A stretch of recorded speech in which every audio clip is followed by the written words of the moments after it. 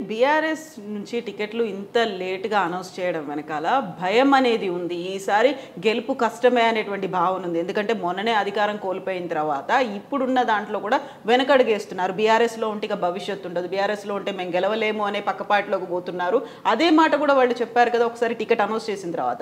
ఈ ఎగ్జాంపుల్ ఎందుకంటే చేవెళ్ల నుంచి రంజిత్ రెడ్డిని అనౌన్స్ చేస్తే ఫస్ట్ డే పని చూసుకోమని చెప్పిన తర్వాత కూడా 2 నెలల తర్వాత లేదు నేను ఇక్కడ నుంచి కంటెస్ట్ చేయనని కాంగ్రెస్లోకి వెళ్ళినారు, కాంగ్రెస్లో టికెట్ తెచ్చుకున్నారు. ఈ బీఆర్ఎస్లో ఉంటే గెలవలేమనే ఆలోచన వాళ్ళకి ఎందుకు వచ్చింది?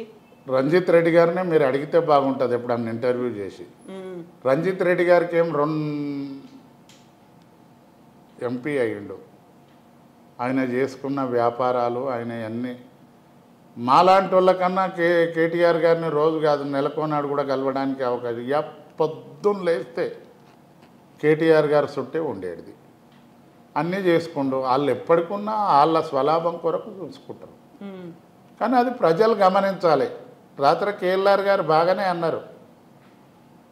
నిజమైన కాంగ్రెస్ కార్యకర్తలు కూడా గమనించాలి. పార్టీలు ఏ పార్టీ సిద్ధాంతమైనా మంచిదే ఉంటుందమ్మా. నక్సలైట్ల సిద్ధాంతం కూడా వాళ్ళు చెప్పే యాంగిల్గా మంచిదే ఉంటుంది. కానీ మనసులో ఇటువంటి దొంగ సరుకు తయారైంది. వాని గిట్టుబాటు కొరకు పార్టీలు మారుస్తూ ఉంటారు. ప్రాంతీయ పార్టీలలోనే ఆ నకరాలు నడవయి. నాయకుడు ఇక్కడనే ఉంటాడు కాబట్టి. జాతీయ పార్టీ కాంగ్రెస్ పార్టీని నేను పార్టీని మాత్రం అనను. ఇక్కడ స్థానిక నాయకుడు రేవంత్ రెడ్డి గారు ఏమన్నారు, ఎవరన్నా వస్తే రాళ్లతోటి కొట్టాలి పార్టీల మారిన వాళ్ళ ఎమ్మెల్యేలను అన్నాడు. మరి బుద్ధి ఉండాలి కదా. ఇప్పుడు అన్ని పార్టీలు మారిన వాళ్ళని నిజంగా కాంగ్రెస్లో కష్టపడ్డ కార్యకర్తలు ఏం కావాలి, ఈ కొడుకులను అందరినీ బోకిపింతలతోటి కొట్టాలి వాళ్ళు. అప్పుడు కొడితే సిగ్గు వస్తుంది.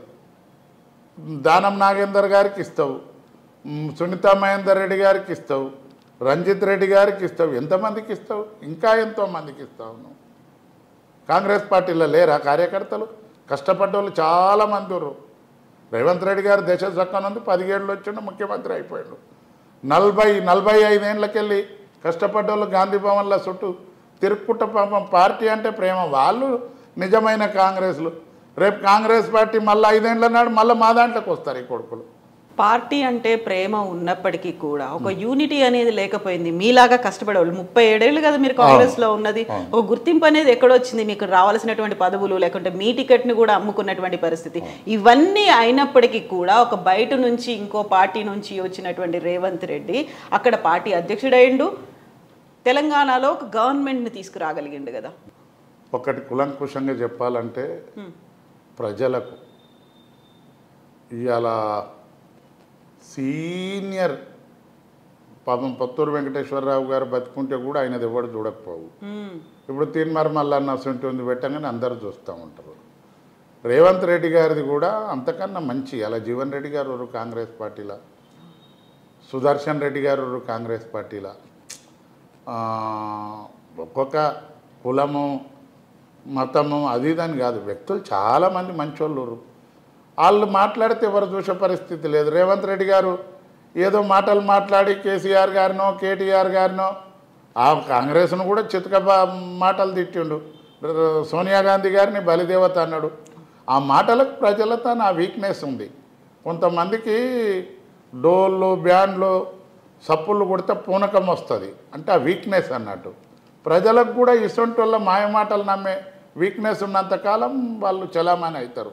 రేవంత్ రెడ్డి ఏదో కాంగ్రెస్ పార్టీకి ఉరగబెట్టింది కాదు, ఆ మాయ మాటలతోటి ప్రజల్లో హైప్ క్రియేట్ చేసుకుంటూ కొన్ని టీఆర్ఎస్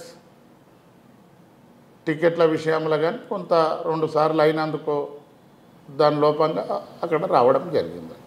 సో ఇప్పుడు మీకు అనౌన్స్ చేసినప్పుడు కేసీఆర్ గారు ఏం చెప్పిండ్రు? అసలు నాకేం చెప్పిండమ్మా, మల్లేష్ నువ్వు మంచిగా ఉంటుంది, నీ పట్ల ప్రజలలో మంచి అభిప్రాయం ఉంది, పార్టీ అభిప్రాయం కూడా బాగుంది, నువ్వు పోటీ చేయి, నేను నీకు టికెట్ ఇస్తున్నా అని చెప్పిండు.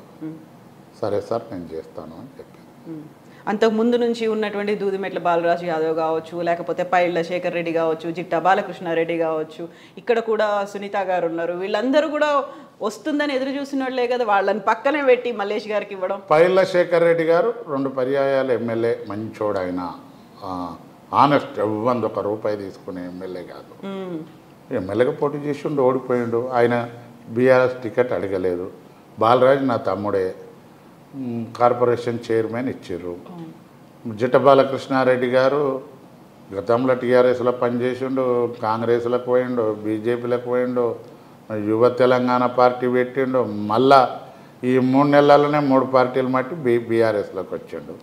సరే అదంతా పెద్దలు కేసీఆర్ పార్టీ అధ్యక్షుడు వారు చూసుకుంటారు. ఇక సునీతకు నాకు సంపూర్ణమైన సహకారం చెప్పింది ఆమె. శేఖర్ రెడ్డి గారు కానీ సునీతక్క గారు కానీ ఎవరైనా చెప్పారు. అందరికీ ఆశ ఉంటుంది. ఎవరైతే సమర్థుడు, ఎవరైతే అక్కడ ఆ పరిస్థితిని బట్టి ఆ ప్రాంతంలో విన్నింగ్ ఛాయిస్ ఎవరికి ఉంటుంది అని పార్టీ నాయకుడు చూస్తారు. అయితే ఇప్పుడు మీరు విన్నింగ్ చాయిస్ గురించి మాట్లాడుతున్నారు, సర్వే గురించి చెప్తున్నారు. అయితే ఇప్పుడు అక్కడ భువనగిరి నియోజకవర్గంలో ఒక్క జనగామ తప్ప మిగతా 6 బీఆర్ఎస్వి కావు, ఆ 6 కాంగ్రెస్వే ఉన్నాయి. ఎట్లా నెగ్గుకు వస్తారనుకుంటున్నారు మీరు? ఎమ్మెల్యేలు కాంగ్రెస్ పార్టీ ఉన్నంత మాత్రాన ఎంపీ బీఆర్ఎస్ గెలవద్దు అనేది లేదు. నేను ఇవాళ బూర నర్సయ్య గారి కన్నా నేను సీనియర్ను రాజకీయాలలో. చామల కిరణ్ రెడ్డి గతంలో ఒక పార్టీలో పనిచేసినాం, నా మిత్రుడే. ఆయన కన్నా కూడా నేను సీనియర్ను. నేను రాజకీయాలలో సీనియర్ను. నా హిస్టరీలో ఏ ప్రాంతంలో నన్న పోయి చూడండి, ఎవరో ఒక చిన్న లీడర్ కాగానే ఏ తప్పో ఏదో ఒకటి చేస్తూ ఉంటారు. 39 ఏళ్ళు 40 ఏళ్ళు నేను రాజకీయ జీవితంలో డిసిప్లిన్గా కాంగ్రెస్ పార్టీలు ఉన్ననాడు కాంగ్రెస్ పార్టీకి కానీ, టీఆర్ఎస్ పార్టీలు ఉన్నప్పుడు టీఆర్ఎస్ పార్టీలు కానీ, ప్రజలల్లో కూడా నేను నా వంతు సాయం నేను ఏదో ఒకటి ప్రజలకు సేవ చేసుకుంటూ వచ్చినాను. మా ప్రాంతంలో ఏ గరీబులకు ఆపద వచ్చినా, మంచి పరిస్థితి కానీ, శుభకార్యం కానీ అశుభకార్యం కానీ, నా ఇంటికి ఎవ్వరు వచ్చి నన్ను సహాయం కోరినా నా సోదరులు అనుకొని నేను సహాయం చేసే మనిషిని. నేను ఎప్పుడున్నా సమాజ సేవ చేస్తూ ఉంటాను. నేను మార్కెట్ కమిటీ చైర్మన్గా ఉన్నగా నాకు మంచి పేరు. నేను మా మదర్ గ్రామ సర్పంచ్ ఉంటే ఒక 9 కోట్ల రూపాయలతోటి అభివృద్ధి చేసినాం నా మంచితనంతో. ఆయన నేను కాంగ్రెస్ పార్టీలో ఉన్న దేవేందర్ గౌడ్ మంత్రి ఉండి బాగా సాయం చేయడం, డబ్బులు ఇచ్చాడు, అభివృద్ధి. నాకు మంచి పేరు ఉంది మా ప్రాంతంలో. కాంగ్రెస్ పార్టీలో కూడా నాకు అన్ని పాత పరిచయాలు ఉన్నాయి. ఇవాళ భువనగిరి పార్లమెంట్లో నా సోదరులు చాలామంది కాంగ్రెస్ పార్టీలో. రేపు వాళ్ళ ఆశీర్వాదం అందరికీ కూడా నా మీద ఉంటుంది. ఒక వ్యక్తిగా నన్ను బాగా చూస్తారు.